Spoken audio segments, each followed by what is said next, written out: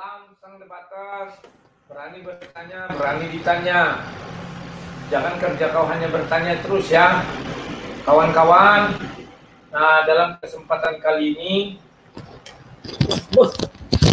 di bawah mic-nya. Sebentar. Salah pula jadi ini. Sabar, broadcast. Sorry kawan-kawannya, rupanya mic saya di bawah. Saya bicara-bicara entah apa yang masuk ya. Enggak apa-apa ya, agak lucu sedikit ya. Ya, biar jangan tegang-tegang kali karena saya baru selesai tadi. Akhirnya kami berdiskusi dengan siapa yang tadi saya buat videonya itu loh. Dia akhirnya menghubungi saya lewat Skype dan kami sudah bicara. Namanya Tony Silaban yang mengatakan dia muridnya Ezra Soro, kan demikian. Dan dia bilang kalau mau berdebat sama Ezra Soro harus melewati saya dulu katanya. Ya. Terus dia kirim pesan sama saya, entah apa-apa ini tidak bisa Anda bantah Matius 30. Mau debat sama Ezra Soro katanya, tapi muridnya aja belum bisa dibantah argumentasinya. Saya sebenarnya malas aja menayangkan video itu ya, tapi nanti mungkin terpaksa kan saya tayangkan setelah ini atau sebelum inilah ya kawan-kawan.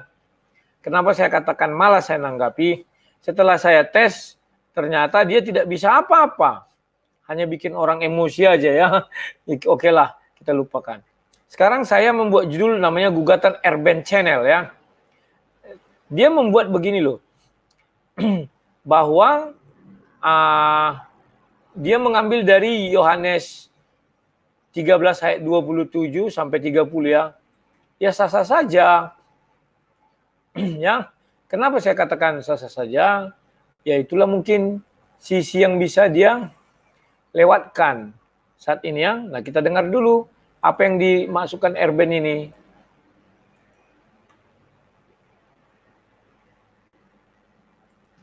Yesus bersama 12 murid, tentu di sana ada Yudas. Dan ketika mereka sedang makan, ia berkata, "Aku berkata kepadamu, sesungguhnya seorang di antara kamu akan menyerahkan aku." Yudas yang hendak menyerahkan dia itu menjawab katanya, "Bukan aku ya Rabi." Kata Yesus kepadanya, "Engkau telah mengatakannya." Dari data ini kita melihat bahwa perjamuan malam yang dilakukan oleh Yesus, murid-muridnya 12 orang hadir semua termasuk Yudas. Tetapi konteks Lukas 22 ayat 24 sampai dengan 38, ini berbicara tentang adanya pertengkaran di antara murid tentang siapa yang terbesar, dan hal itu diluruskan oleh Yesus dengan memberi nasihat, bahwa yang terbesar adalah pelayan untuk semua. Pertengkaran ini terjadi setelah perjamuan selesai. Perhatikan. Lukas 22 ayat 24 sampai 38 ada pertengkaran di antara murid-murid. Dan ketika murid-murid bertengkar siapa yang terbesar di antara mereka, Yesus meluruskan. Dan pertengkaran murid-murid dan pernyataan Yesus di dalam ayat 24 sampai 38 ini setelah ayat 14-23. Jadi ayat 14-23 dengan 24 sampai 38 konteksnya berbeda. Di mana pertengkaran murid-murid setelah perjamuan selesai. Di situ. Dalam meredakan pertengkaran itu, Yesus memberikan nasihat, yaitu, "Kamulah yang tetap tinggal bersama-sama dengan aku dalam segala pencobaan yang kualami, dan aku menentukan hak-hak kerajaan bagi kamu, sama seperti Bapakku menentukannya bagiku, bahwa kamu akan makan dan minum semeja dengan aku dalam kerajaanku, dan kamu akan duduk di atas tahta untuk menghakimi ke-12 suku Israel."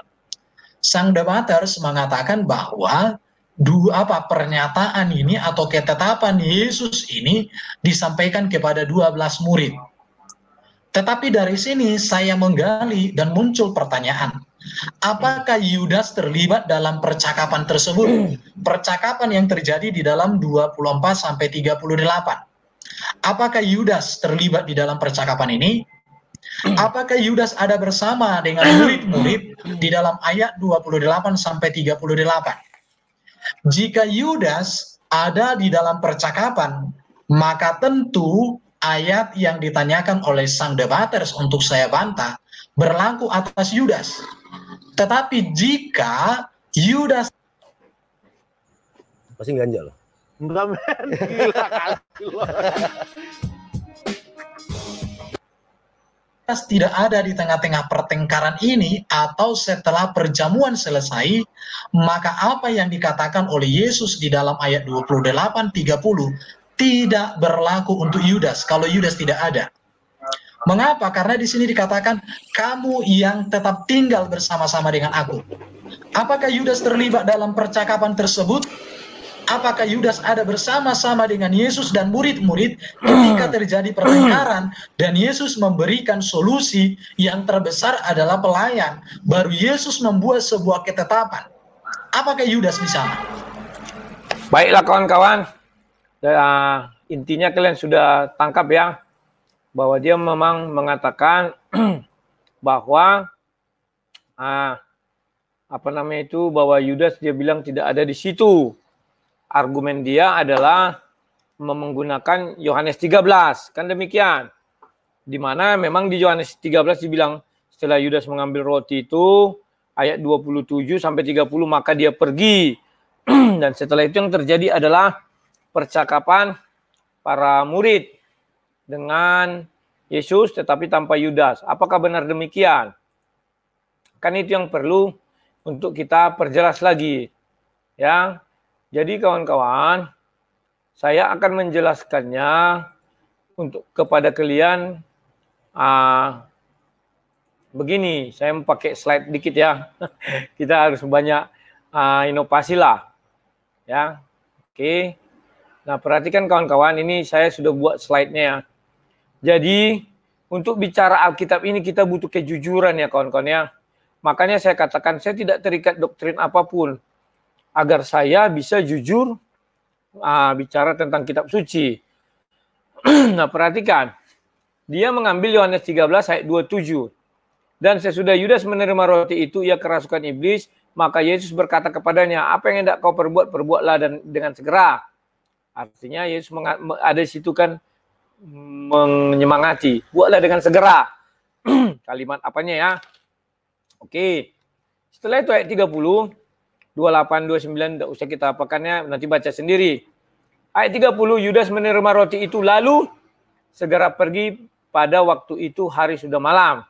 Disinilah dia mengatakan, setelah ini barulah terjadi cerita mengenai tahta tersebut. Nah, ini sebuah namanya saya asumsi. Kenapa saya katakan asumsi? Karena Yohanes 13 tidak ada mencatatkan mengenai pembicaraan itu. Pembicaraan itu hanya dicatatkan di 2 ayat, yakni Matius 19 ayat 28 dan Lukas 22 ayat 29 dan 30 atau 30 itu sama ya. Matius 19 ayat 28 sama Lukas 22 ayat 30. Sekarang mari kita buktikan. Bagaimana menguji Yohanes 13 ayat 27 sampai 30 itu seperti ini. Kita buka dulu 2 yang dipermasalahkan kan Lukas 22 ayat 29 dan 30. Lukas 29, dan aku menentukan hak-hak kerajaan bagi kamu. Sama seperti Bapakku. Menentukannya bagiku, kan gitu.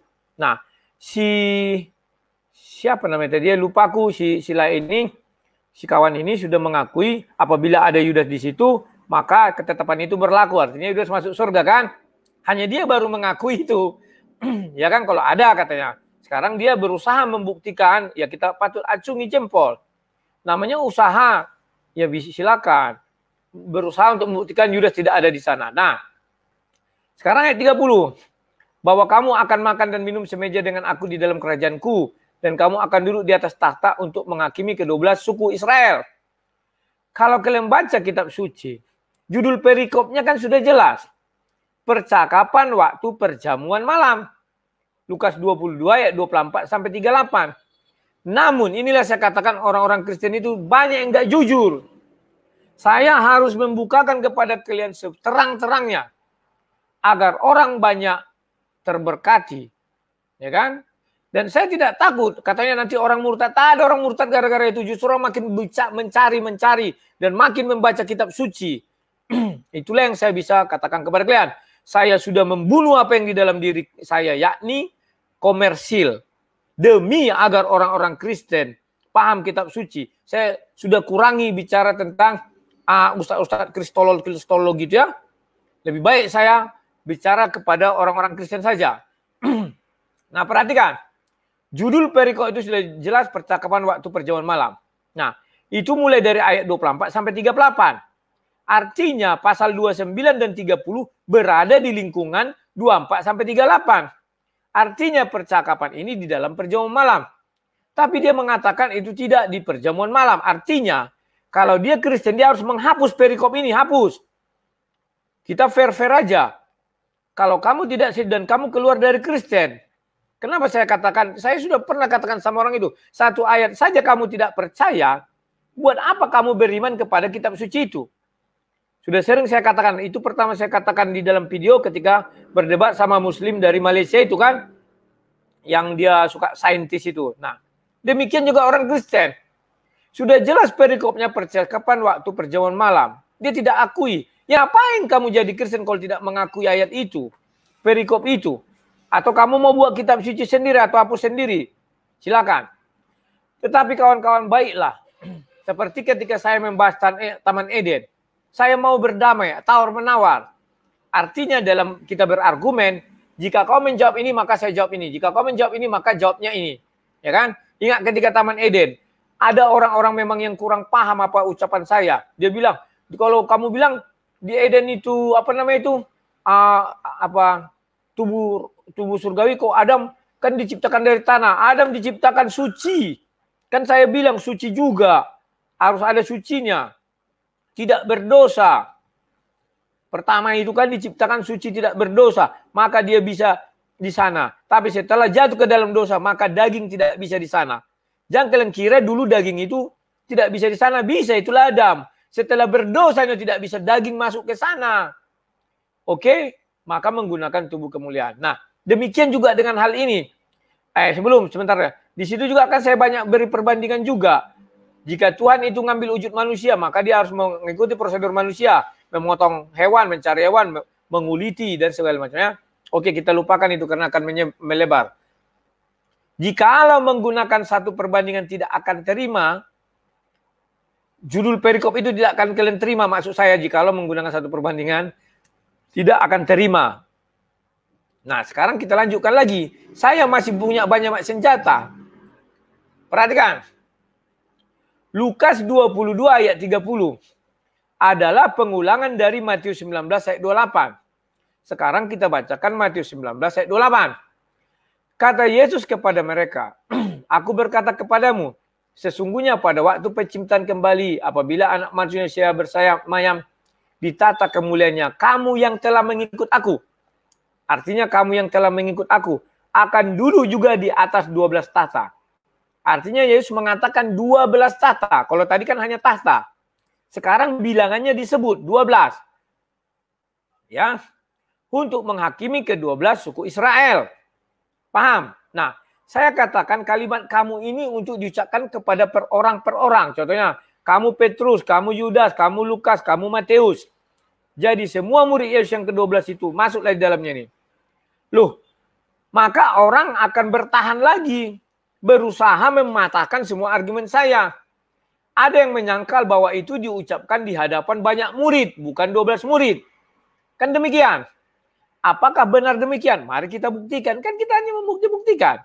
Nah, kita baca. Matius 1-14 betul. Yesus bicara depan orang banyak.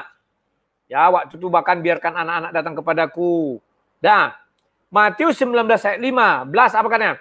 Lalu ia meletakkan tangannya atas mereka. Mereka itu siapa? Anak-anak. Ya. Dan ia berangkat dari situ. Artinya setelah Yesus di hadapan orang banyak itu. Setelah meletakkan tangannya. Lalu Yesus berangkat dari situ. Artinya yang berangkat siapa? Yesus dan ke-12 murid.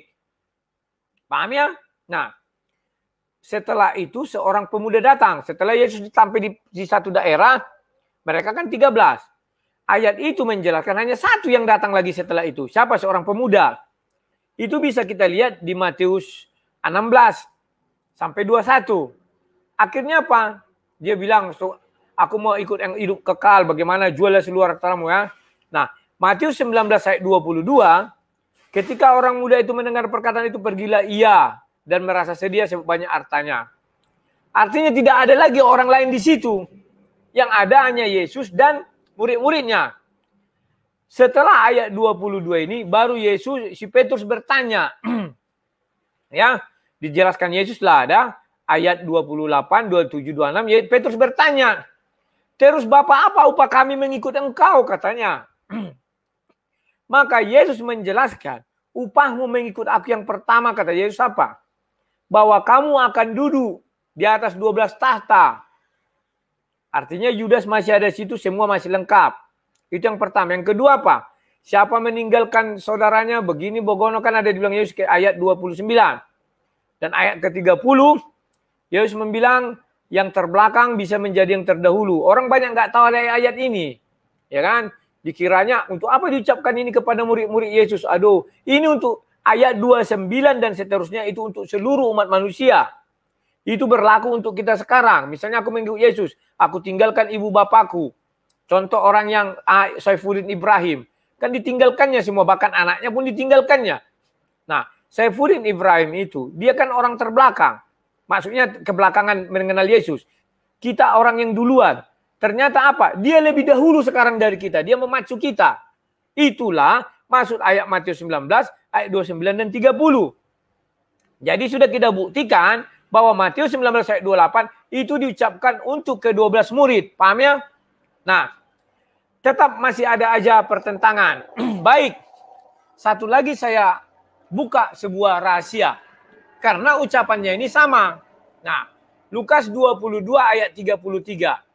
Di mana Petrus mengatakan, ya kan? Jawab Petrus, Tuhan, aku bersedia masuk penjara dan mati bersama-sama dengan engkau. Artinya, sesuai judul perikop ini di ruang makan. Artinya, ucapan Petrus ini diucapkan, ingat ada kata penjara. Dia mengira Yesus akan ditangkap dan dipenjara. Padahal Yesus sudah mengatakan akan diserahkan anak manusia dan akan seperti Yunus 3 hari 3 malam di perut bumi. Dia kira di penjara. Nah, percakapan ini di mana dilakukan? Sesuai judul perikop itu di dalam ruangan. Maka Yesus mengatakan setelah itu, sebelum ayam berkokok kamu akan menyangkal aku 3 kali. Kan demikian. Baru Petrus menjawab itu ya. Nah, kalian perlu perhatikan itu sesuai judul perikop diucapkan di ruang perjamuan, di mana masih ada di situ Yudas. Oke. Maka dia akan membantah dengan Yohanes 13 ayat 31. Tetapi ucapannya sudah agak berbeda. Kata Petrus kepadanya, Tuhan, mengapa aku tidak dapat mengikuti engkau sekarang? Aku akan memberikan nyawaku bagimu. Nah, di ayat Yohanes 13 ayat 31, ayat 37, sorry itu saya tertulis 37 saja. Disitulah mulai Petrus mengatakan memberikan nyawanya. Kalau tadi memberikan nyawa dan masuk penjara. Artinya sudah beda konteks pembicaranya kan. Ngerti kalian maksud saya? Nah, ini di mana diucapkan? Yohanes 13 itu tidak menjelaskan di mana. Karena tidak ada judul perikopnya ya. Tidak dijelaskan itu di mana. Tetapi nanti di Yohanes 18 disebutkan dia menyeberang sungai, itulah terakhir di Taman Getsemani. Jadi di dalam Yohanes 13, 14, 15, tidak 16 sampai 18, tidak disebutkan Bukit Zaitun. Paham ya? Nah, oke, kita buat pembanding, ada 2 kitab lagi. Matius 26 ayat 35. Kata Petrus kepadanya, sebelum aku harus bermati bersama-sama engkau, aku tak akan menyangkal engkau. Semua murid yang lain pun berkata demikian juga. Artinya, Yohanes 13 ayat 37 sama dengan inti pembicaranya Matius 26 ayat 35. Kalaupun ada perbedaan kalimat itu adalah karena kan masing-masing penulis beda. Sama dengan kita di dalam wartawan dalam satu ruangan ada sumber berita. Katakan presiden, si A menulis pasti berbeda dengan si B dan si C. Tetapi intinya sama, hanya menyerahkan nyawa. Paham ya? Tidak ada ke penjara. Nah, Matius 26 ayat 35 mulai dibukakan. Ternyata itu diucapkan di Bukit Zaitun. Paham? Nah, Masuk kita ke Markus 14 ayat 31. Tetapi dengan lebih bersungguh-sungguh Petrus berkata, sekalipun aku harus mati bersama-sama engkau, aku tak akan menyangkal engkau, sebab yang lain pun berkata demikian juga. Ya kan? Artinya Matius 26, Matius 14 itu sama. Dan Yohanes 31 sama-sama mengagunkan atau menyerahkan nyawanya. Dia bersiap mati katanya. Nah, di Markus 14 ayat 31 juga itu dibilang di Bukit Zaitun. Itulah sebabnya, karena kalimat 3 ini sama, saya mengatakan itu di Bukit Zaitun. Paham ya? Nah, sekarang, mengapa beda dengan Lukas 22 ayat 33? 3 ayat tadi tidak ada mengatakan penjara. Semua menyerahkan nyawa. Ya. Nah, artinya tidak ada di sini yang namanya terjadi kontradiksi. Yang ada adalah 2 kali Tuhan Yesus mengatakan hal tersebut. Sekali di dalam malam perjamuan, ruang perjamuan, sekali di Bukit Zaitun. Selesai. Jangan kalian bilang, oh itu dalam ruangan sama, berarti kontradiksi. Ini ada kata masuk penjara. Ini tidak kontradiksi. Karena jelas itu dibilang semua di Bukit Zaitun, Bukit Zaitun, Bukit Zaitun, Bukit Zaitun. Oke kawan-kawan ya. Semoga saya harapkan kalian paham. Artinya si Pak Ezer ini tadi sudah patah argumennya. Dan dia sudah mengakui Yudas masuk surga. Kan kata dia apabila Yudas ada di ruangan itu betul. Dia menerima jabatan hakim. Oke kawan-kawannya. Nah, sekarang kawan-kawan, ada lagi yang mau saya tunjukkan kepada kalian. Saya memang heran kadang, yang maafin ya kawan-kawan. Saya bukan mengejek lah. Tetapi itulah kalau bicara fakta memang sakit. Ya kan? Tapi kita mau bisa bilang apa? Si Pak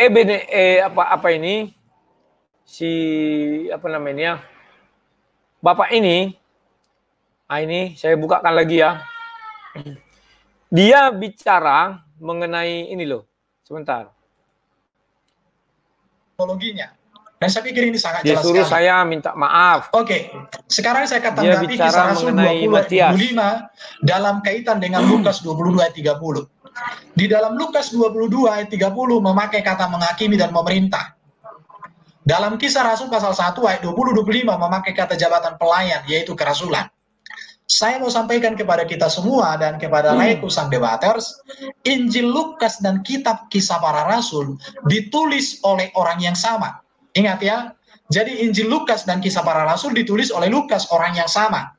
Oleh karena itu, kerangka berpikir penulis tentu satu, yaitu bahwa jabatan kerasulan tentu sudah satu dengan seluruh berkat kerasulan itu sendiri atau apapun yang berkaitan dengan kerasulan itu. Nah, perhatikan. Di satu sisi dia mengakui penulis Lukas dengan Yohanes itu sama. Kan demikian. Maka dia mengatakan apa yang dibicarakan itu juga sudah sesuai dengan kerangka berpikir yang dia inginkan.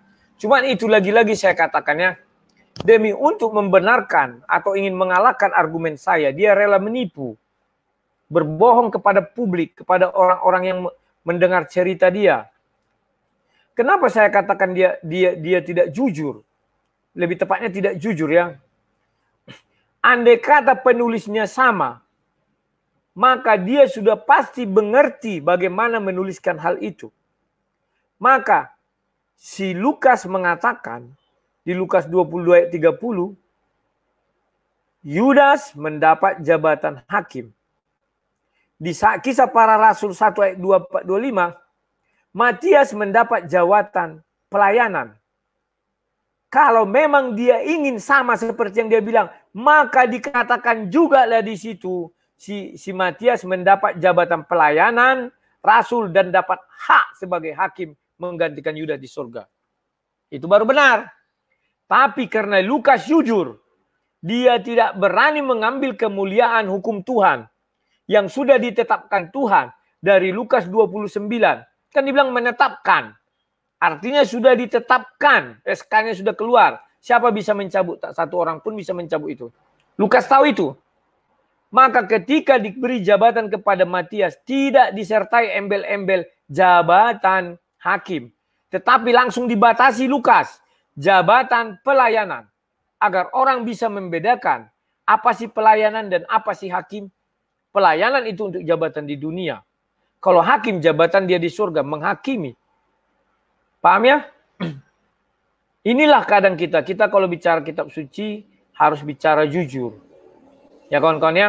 Nah, kawan-kawan, mengingat akhir-akhir ini, ya, saya sih mengalami dan merasakan bahwa ternyata kalau kita berbicara kekristenan itu tidak laku.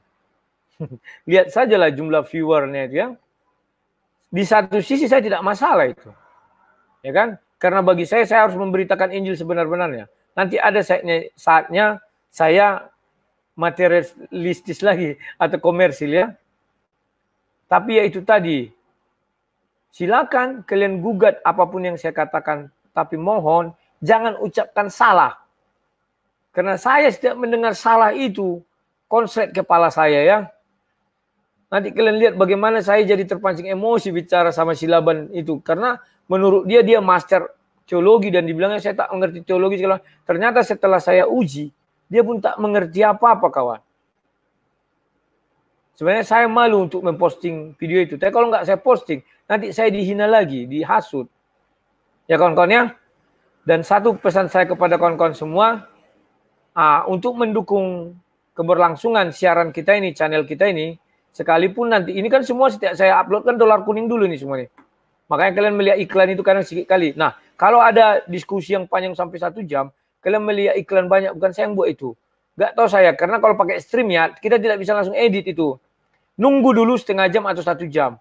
Jadi ketika saya tidur, bangun pagi sudah banyak itu ditulis. Rupanya si YouTube sendiri menempatkan itu ya. Oke kawan-kawan, kalau yang pendek ini bisa. Oke. Sekian dan terima kasih. Salam sang debaters.